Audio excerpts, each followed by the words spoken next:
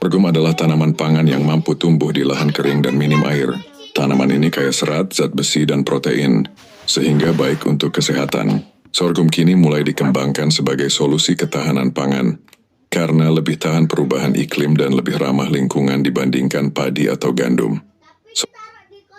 Ingin ketika krisis pangan benar-benar terjadi, kita udah nggak bisa makan nasi lagi. Nah, saat itu terjadi, mungkin kita harus mulai ngelirik bahan pangan lokal pengganti beras. Nah, ini ada salah satunya. Kandungan gizinya tinggi banget, bahkan bisa ngalahin beras. Nah, karena itulah akhirnya Minfarm tertarik nanam di rumah. Dan ini dia hasilnya bagus banget. Perawatannya pun juga gampang. Hari ini Minfarm mau panen sekalian dimasak. Wow, mantap banget. Setelah panen dan dikeringkan, hasilnya bakal kayak gini. Lanjut proses masak, cuci dulu 2 kali, tiriskan terus masukin ke Magicom. Kasih air dengan perbandingan 3:1. Bener-bener pengganti beras ya. Cara masaknya pun juga sama. Nah, dari sini sekitar 30-45 menitan dia bakalan bisa mateng. Ini dia hasilnya. Menurut Minfarm approve enaknya. Oh iya, sorghum itu udah gluten free loh. Jadi cocok banget buat kamu yang hidup sehat. Tinggal kita sajiin bareng lauk dan sayur di kebun. Oh, jadi nggak perlu takut krisis pangan kan? Karena ternyata banyak banget loh pangan lokal penggantinya. Bahkan ini bisa kamu tanam di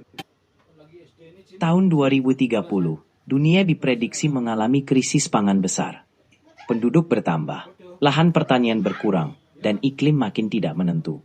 Akibatnya, harga makanan pokok bisa melonjak drastis.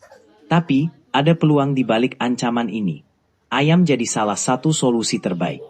Dengan 10 ekor ayam saja, kamu bisa dapat telur setiap hari untuk kebutuhan keluarga. Kalau jumlahnya ratusan, bukan hanya untuk makan, tapi juga jadi sumber penghasilan.